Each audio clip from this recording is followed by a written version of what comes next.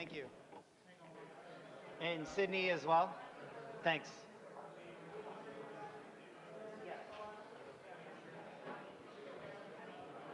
They will drop. They'll drop when he's done. Like,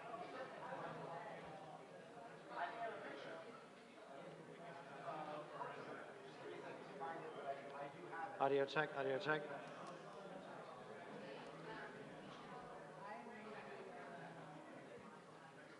Good?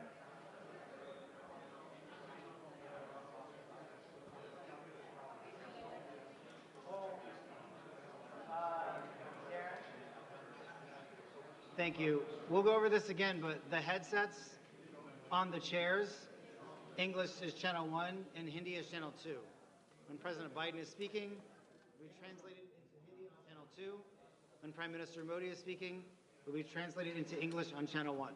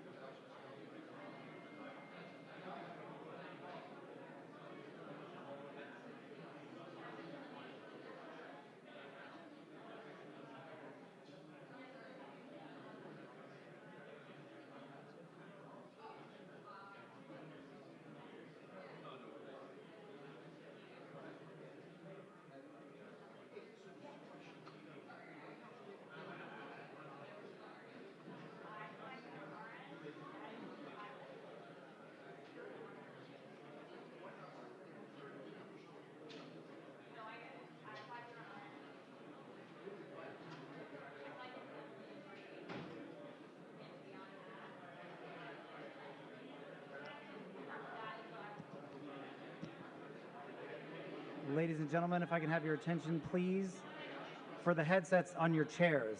English is channel 1 and Hindi is channel 2, meaning when Prime Minister Modi speaks, it will be translated into English on channel 1, and when President Biden speaks, it will be translated into Hindi on channel 2.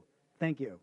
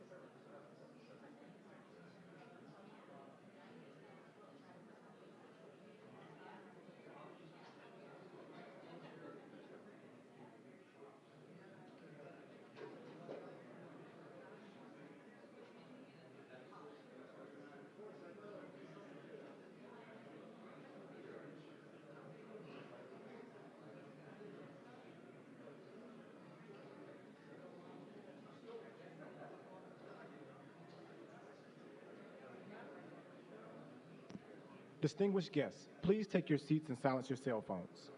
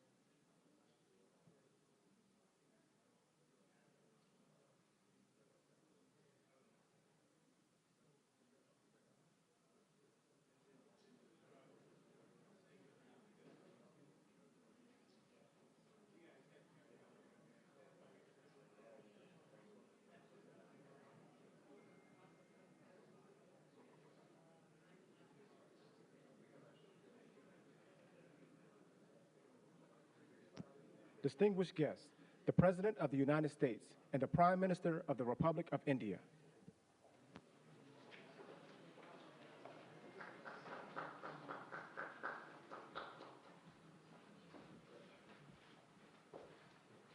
Please be seated. Thank you.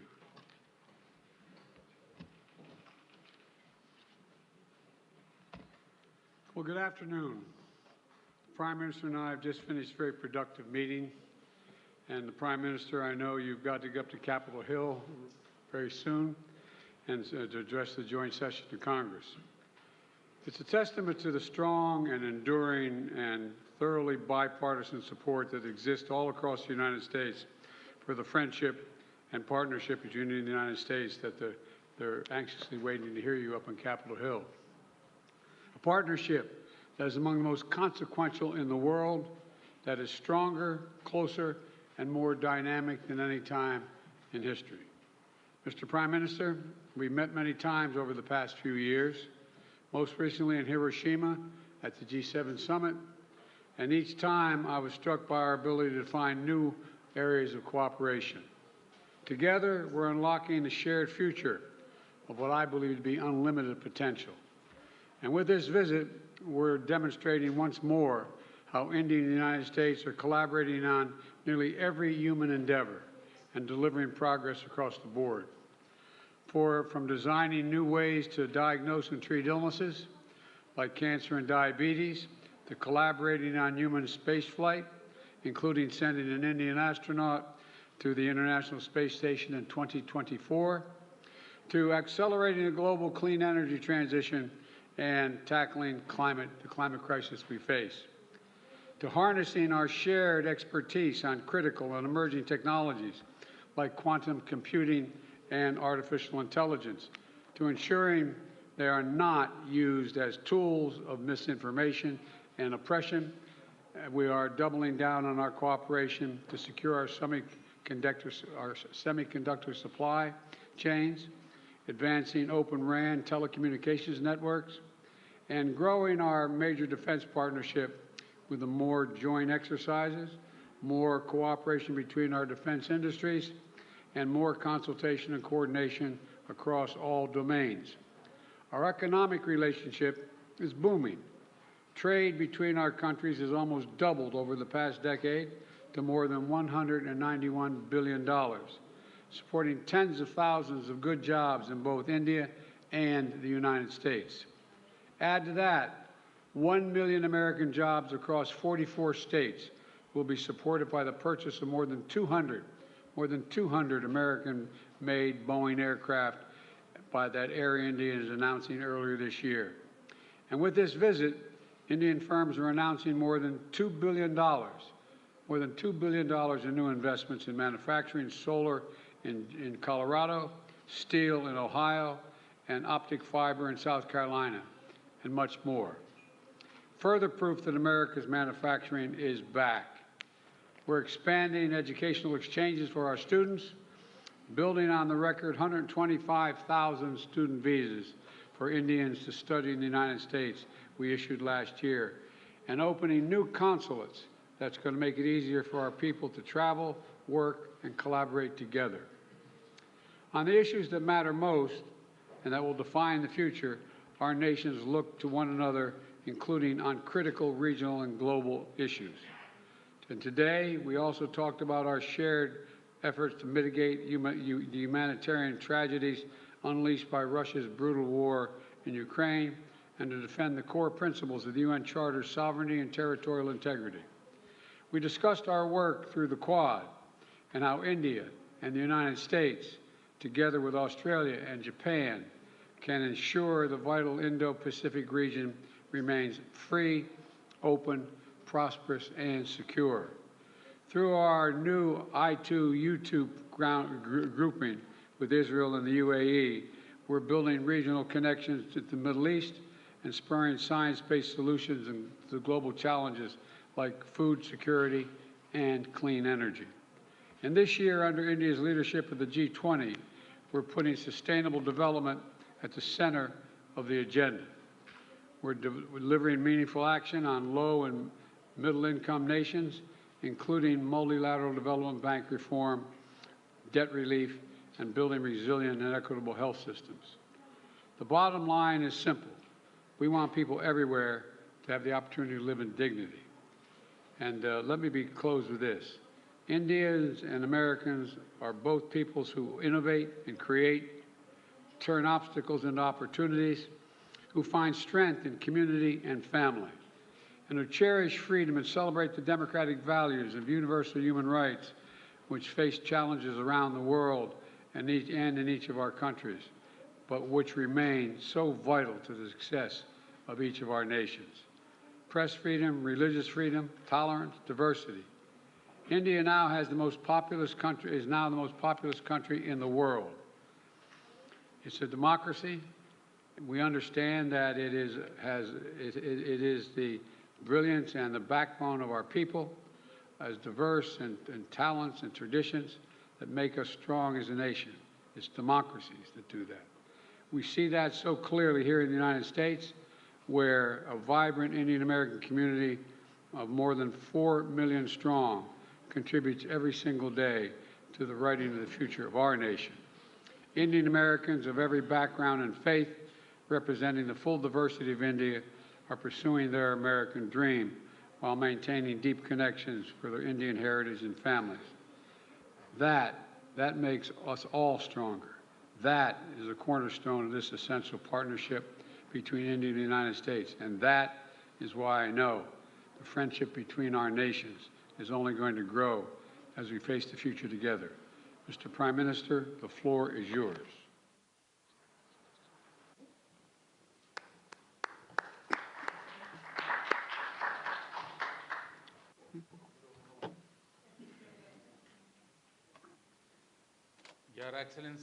Your Excellency, President Biden, दोनों देशों के delegates, delegates of both countries, media के साथियों, friends from the media, नमस्कार। namaskar. सबसे पहले मैं First of all, I thank President Biden for his warm words and for his positive views on India-America relations. Friends, today is a day that has special importance in the history of India-America relations.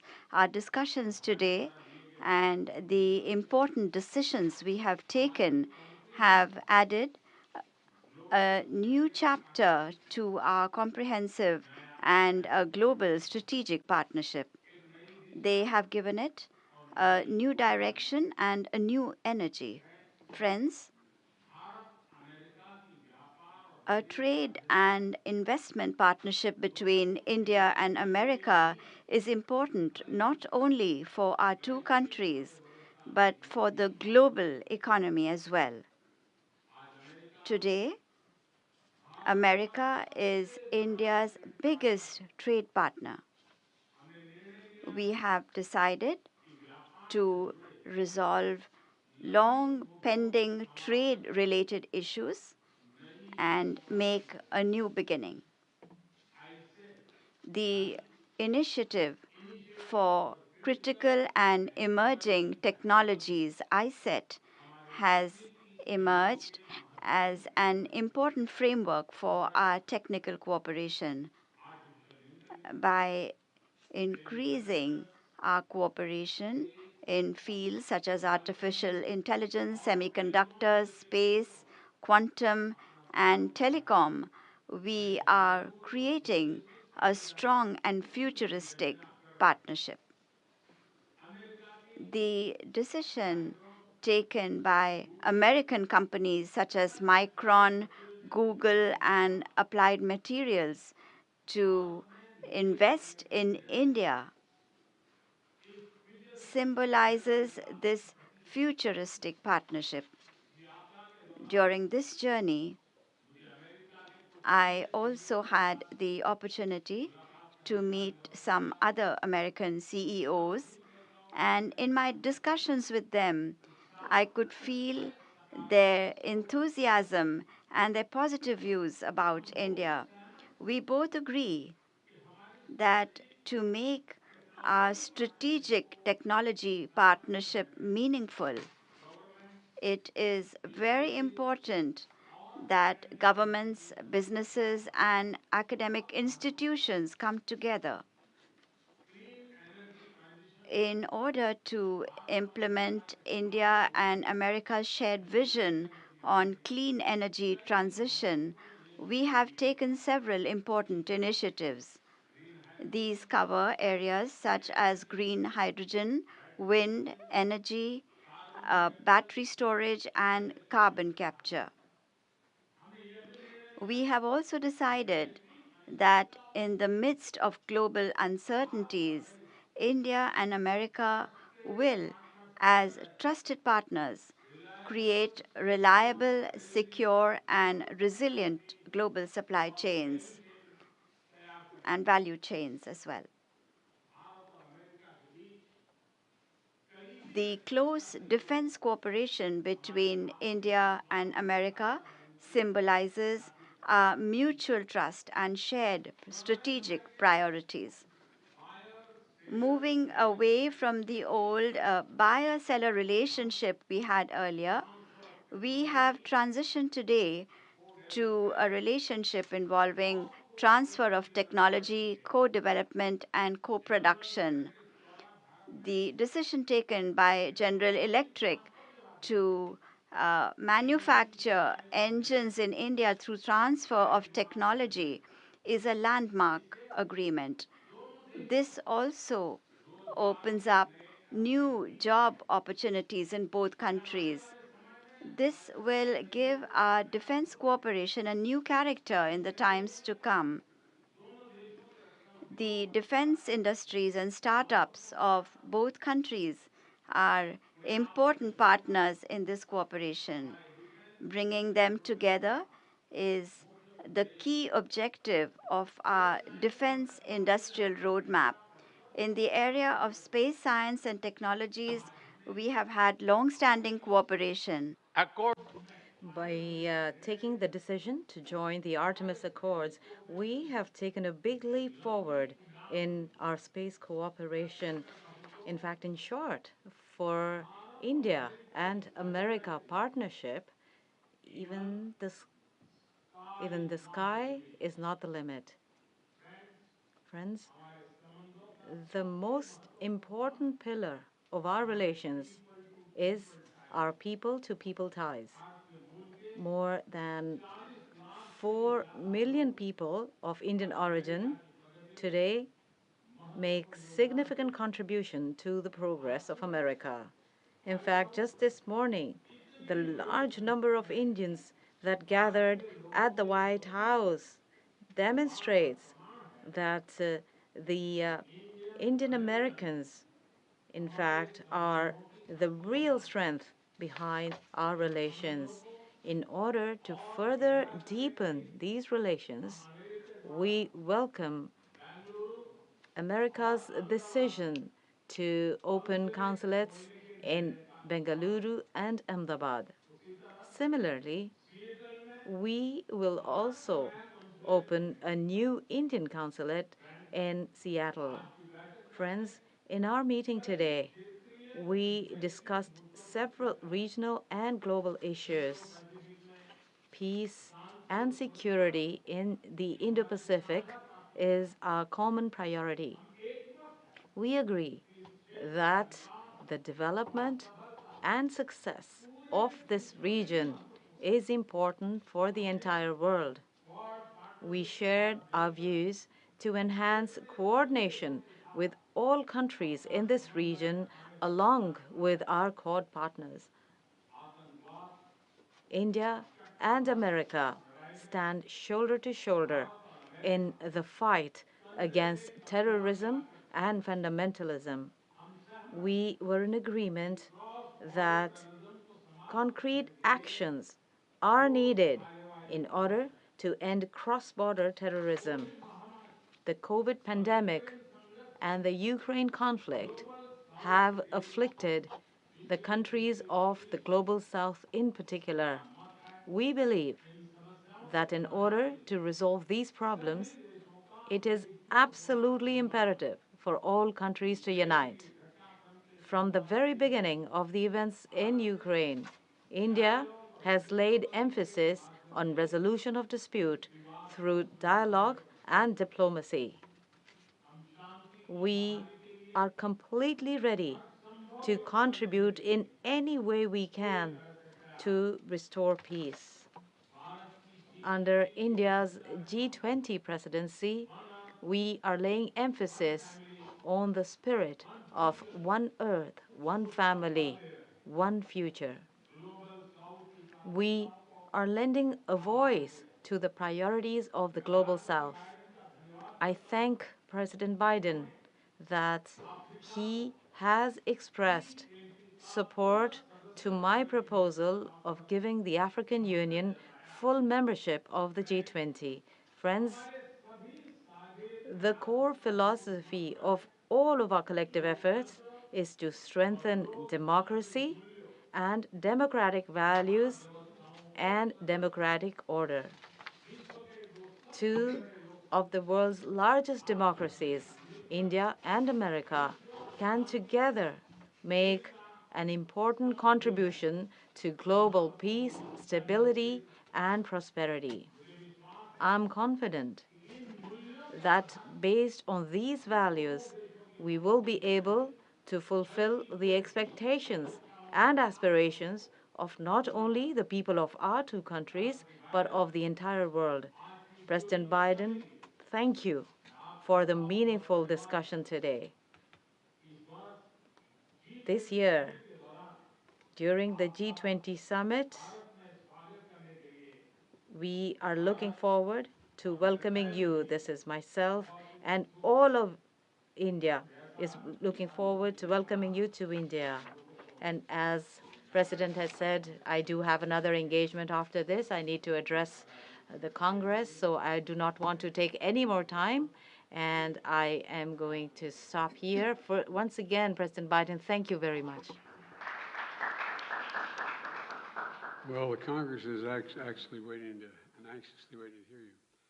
I'm told there are two questioners, Sabrina from the Wall Street Journal and Kumar from the Trust of India. And Sabrina, you first. Thank you, Mr. President. I have a question for the Prime Minister, but first a two-part question for you. Your comments at a fundraiser this week appear to be the first time in recent memory that a sitting U.S. president has called a Chinese leader a dictator. Did those comments about President Xi undermine or complicate the progress your administration has made in maintaining a relationship with China? And secondly, on India, as you raise these broader issues of human rights and democracy, what is your message to those, including some members of your own party, who say that your administration is overlooking the targeting of religious minorities and crackdown on dissent in Prime Minister Modi's country? The answer to your first question is no. When we're talking to our allies and partners around the world, including India, we let the idea of my choosing and avoiding saying what I think is the facts with regard to the relationship with India, with China, is just not something I'm going to change very much. I think I believe that, and I've said this for some time, that the hysteria about the relationship with China is collapsing and moving, et cetera, et cetera. We had an incident that caused some confusion, you might say. But Secretary Blinken had a great trip to China. I expect to be meeting with President Xi sometime in the future, in the near term, and I don't think it's had any real consequence. And what was your second question?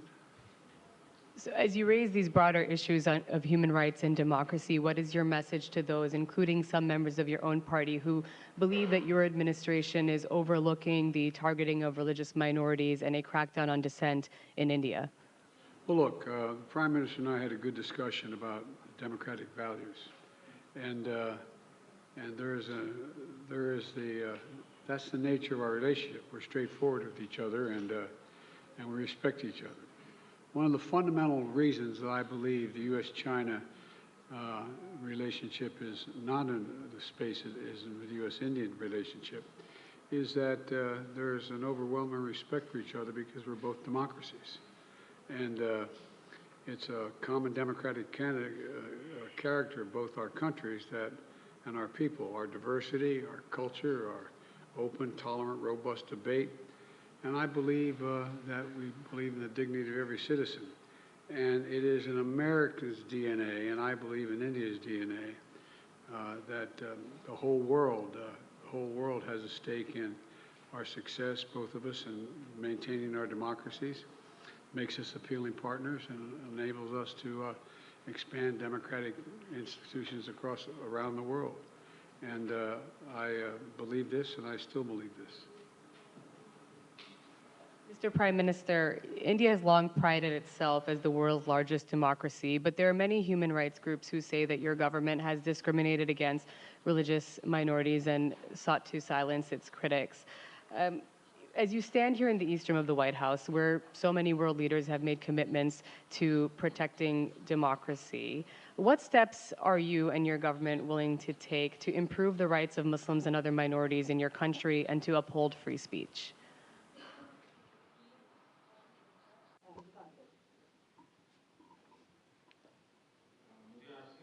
I'm actually really surprised that people say so and so. People don't say it. Indeed, India is a democracy. And as President Biden also mentioned, India and America, both countries, democracy is in our DNA. Democracy is our spirit. Democracy runs in our veins. We live democracy. And our ancestors have actually put words to this concept, and that is in the form of our Constitution. Our government has taken the basic principles of democracy, and on that basis, our constitution is made, and the entire country runs on that. Our constitution and our government, we have always proved that democracy can deliver. And when I say deliver, this is regardless of caste, creed, religion, gender. There's absolutely no space for discrimination. And when you talk of democracy, if there are no human values, and there is no humanity, there are no human rights, then it's not a democracy. And that is why when you say democracy and you accept democracy, and when we live democracy, then there is absolutely no space for discrimination. And that is why India believes in moving ahead with everybody with trust and with everybody's efforts. These are our foundation principles, which are the basis of how we operate, how we live our lives. In India, the benefits that are provided by the government is accessible to all. Whoever deserves those benefits is available to everybody. And that is why in India's democratic values, there is absolutely no discrimination, neither on basis of caste, creed, or age, or any kind of geographic location. Kumar. Yeah, thanks a lot, sir. Sir, my question is on the issue of climate change. Both countries have spoken strongly about the need to tackle the climate change, but there is a view. Both, Climate change. I'm sorry. yeah, I didn't both hear. countries have spoken about the challenge of climate change, but there is a view that ambitious targets are set, but implementation is found often lacking. And there is also a criticism of lack of technological transfer, financial transfer from the developed countries to the developing nations. How do you both leaders see the way ahead on this pressing issue? Well, first of all, I think it is the existential threat to humanity, climate change. It's the most serious problem we face as human beings. We have to keep it below 1.5 degrees Celsius. We've made enormous progress here in the United States on dealing with this issue by doing three things. Number one, by insisting that we move every one of our industries into a position where they can take advantage of cheaper and more extensive and more available renewable energy, whether it's solar or wind or hydrogen and green hydrogen.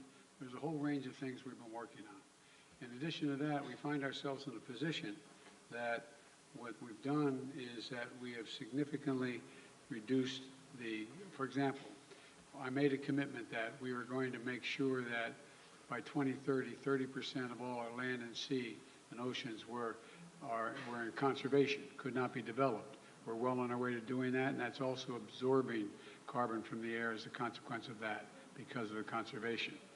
We are in a position as well that we have provided for significant increase in funding for a whole range of issues, but not just for the United States, but for the rest of the world. For example, we're working with the G7 to provide for infrastructure work for dealing with global warming on the continent of Africa. In Angola, building the largest solar project, moving ourselves, having railway to go all the way across the southern two-thirds, from the Atlantic Ocean to the Indian Ocean in Africa, to be able to transport and do it cheaper and do it with less, how can I say it, less carbon emissions. We're trying to work with other countries to maintain their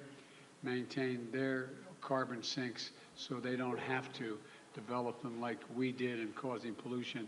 And we're trying to figure out how to work out to pay them not to develop certain areas like the Amazon and Brazil.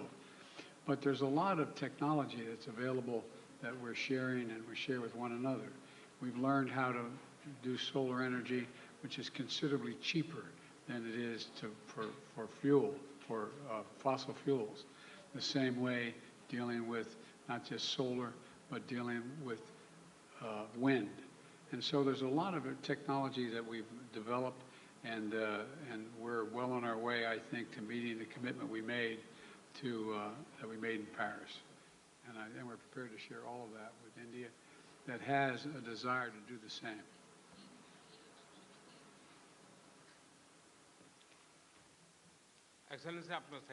Excellency, you said very rightly that as far as India is concerned, the environment, climate, these are extremely important in our cultural traditions. For us, the environment is an article of faith. This is not just something that we need to do for convenience. We believe this. We do not believe in the exploitation of nature. In order for all of creation to work, we can make nature, but we cannot have exploitation of nature. And we have always believed this. And on the basis of these values, we are not only doing things for ourselves, but are taking some global initiatives as well. You perhaps know that the G20 countries, the promises they made in Paris, of all the G20 countries, India is the only country that has fulfilled all the promises it made at the G20. Not just that, in the area of solar energy in Glasgow, we had set ourselves the target to achieve 500 gigawatts of renewable energy.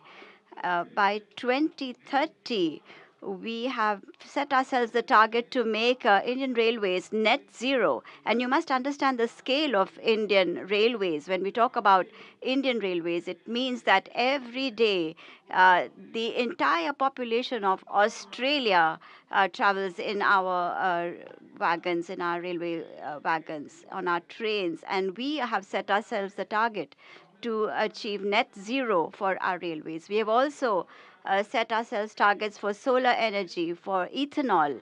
10% mix of ethanol. We have completed this target before the set date. We are also working in the area of green hydrogen. We want India to be a green hydrogen hub, and we are working towards this.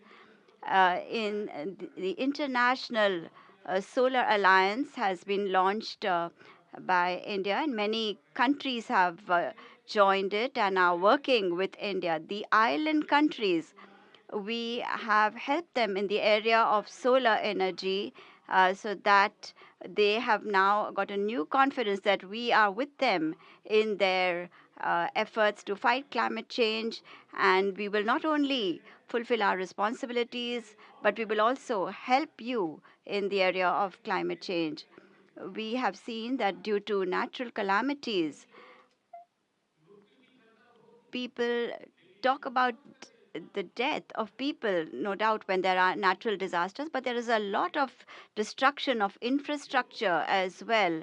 And therefore, because of climate change, the kind of crisis we are feeling, we need to develop infrastructure that is resilient. And therefore, we have created a global organization called CDRI. And you perhaps know that in Glasgow, I presented a subject to the world, and recently it was launched by the UN Secretary General and myself. That is Mission Life, and when I say life, I mean lifestyle for the environment.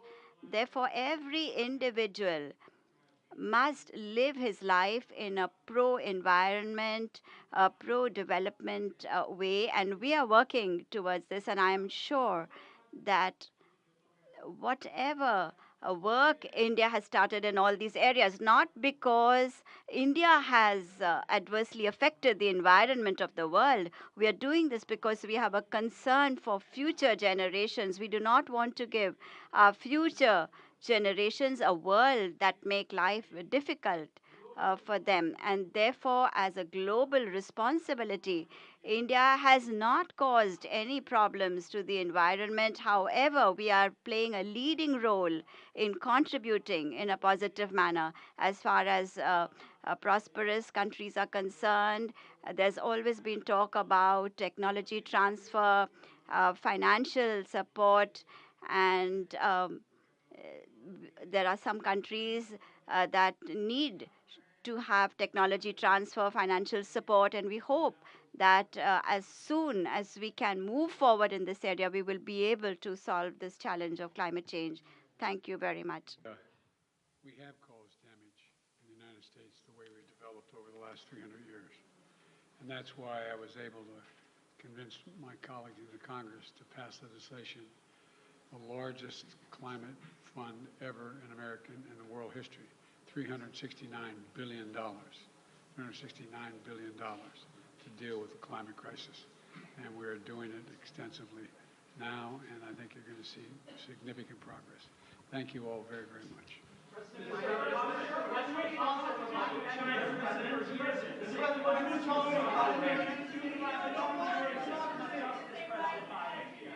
President, what's your response to Republicans who say your son got special treatment? Do we have a two-tier system of justice, President?